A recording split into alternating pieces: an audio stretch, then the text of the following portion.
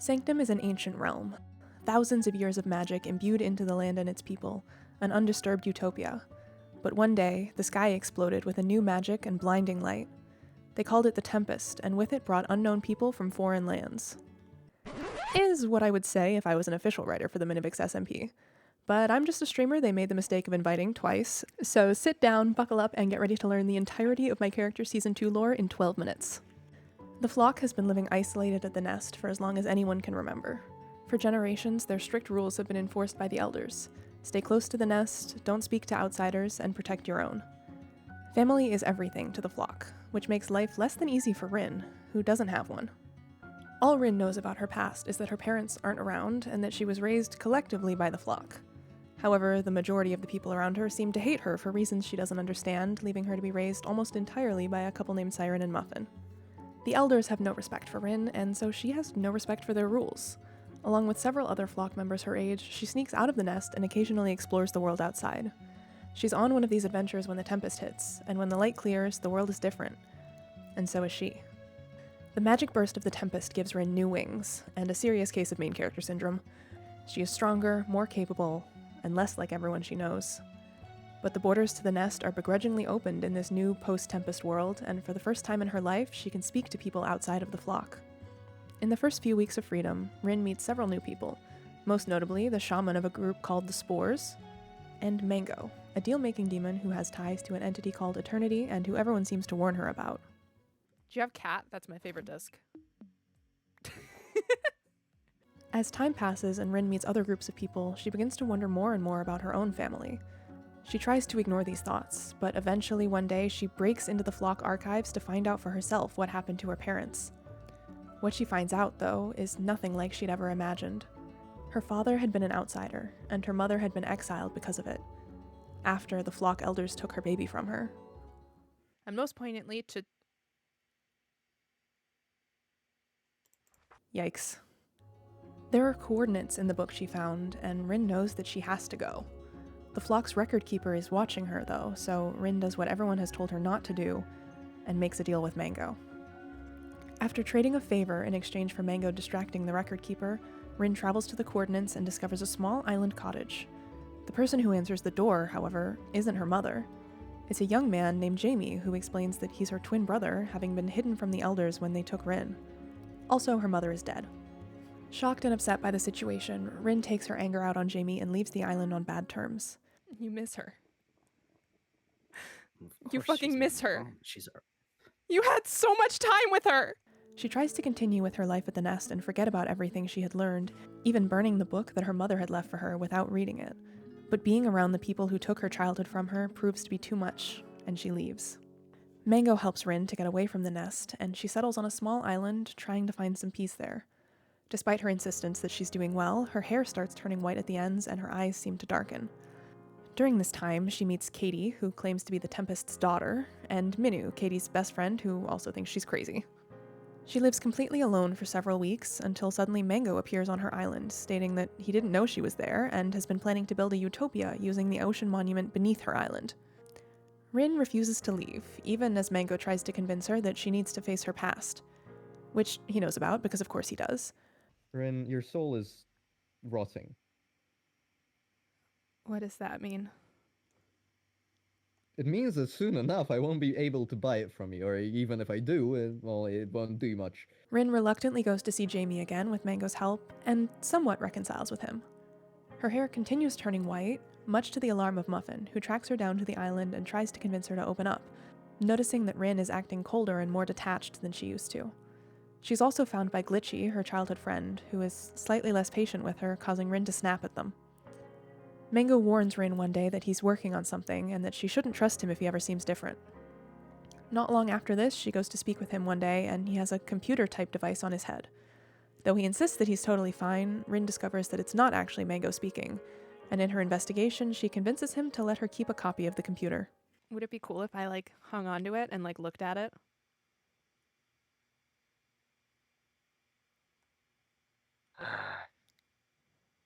I am warning you. Don't lose it. Okay, I And won't. don't put it on. I really did have lore plans with this computer, we just didn't have time. Rin's suspicions are later confirmed when Mango officially introduces her to the Autonomous Rational Computer, or ARC. He explains that they're sharing his body in order to be more efficient, and reaffirms that she can't trust ARC. Around this time, Rin also meets T, another demon who is Mango's old friend, and Scout, Mango's adult son who tends to avoid people at all costs. Rin's emotional state slowly starts to improve, and she dyes her hair in preparation for returning to the nest. This return is expedited, however, when Mango tells her that the Tempest has given them all 10 days until the world as they know it is destroyed, and he needs her to leave so he can actually finish Utopia, which will hopefully protect them all. Rin goes back to the nest, where things are totally chill and normal. I could just be coming to steal things. Okay.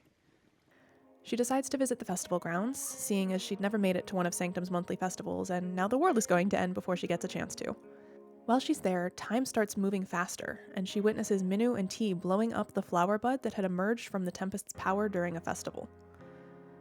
Caity, who has been protecting the flower for days, comes back from a short trip to her home and is distraught to find her sibling destroyed. Rin, panicking, denies any knowledge of what happened. But then who did it? Because clearly someone must have. It literally just happened. I left for like 10 minutes. I don't know. You don't know. No, I just got here and it was like that. Rin brings Siren and Muffin to meet Jamie. The whole conversation is super calm and chill and Gratitude. She wants gratitude. Oh, this is insane. I'm going home. That's not the direction of the nest. I know. Then where are you going? I'm going home. I'm going to Utopia. Not that I need to tell you that, because clearly you have no issues tracking me without my consent. Oh my god. You were missing! I don't need to track you I this left! time. Rin also learns that Caity has made a deal with ARC in order to find out who destroyed the flower. You know, the information that Rin has had this whole time. She travels to Caity's house to explain everything she knows about ARC, feigning shock when Caity relays that ARC had told her that Minu blew up the bud alone. They both travel to Scout's house to explain the ARC situation to him as well, forming a new friendship between them all, jokingly called the Daddy Issues Club. Caity later loses an arm because of this deal, and I'm sure Rin will not develop any kind of guilt complex because of this. As the days until the end of the world pass, Rin begins pulling away from the flock and instead grows closer to Scout, T, and Caity, much to Siren and Muffin's distress. Her hair suddenly begins turning white again, and Mango tells her that there is very little of her soul left. Eventually, her hair is completely white, and her eyes have turned a neon green. Rin doesn't know what to do, and the wiki writers are absolutely sick of adding new skins to my character page, so Rin asks Mango to help her. When she says that she trusts him... Muffin, how much do you trust me? I don't. Rin, how much do you trust me? I trust you. God. Well, that's too bad. What the fuck? And Rin dies. The end. No, I'm just kidding. Rin does die, but the void spits her back out. She wakes up in her house, and when she stumbles back up to where Mango and Muffin are, they react with shock at the sight of her. Rin is a demon. She's a new, one-of-a-kind demon, according to Mango, and despite being born from the lack of a soul, she is still likely going to develop classic demon traits, namely having a power specialty and collecting souls, just casually.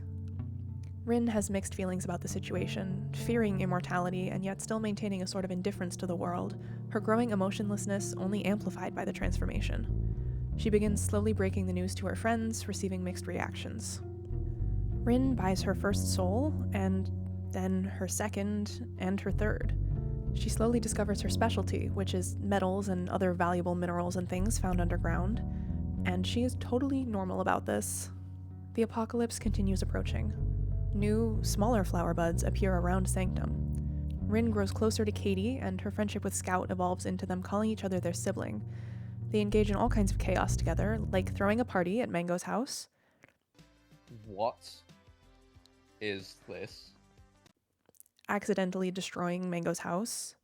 Oh my god, Scout!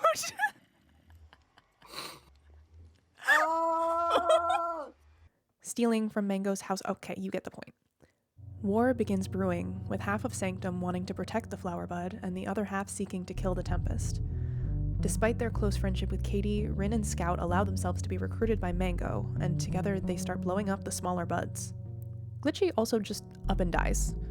Rin does not appear to be exactly affected by this. Rin expresses to Scout, who is now an immortal hellhound by the way, thanks to Mango, that she believes they're on the right side of the war, but that she doesn't really want to kill anyone. Oh, no, wait, no, she's trying to kill the Spore Shaman. On day 9 of the 10-day countdown, Rin gathers with Mango's army and they attack the Bud, after a long and emotional conversation between the sides. Rin, for example,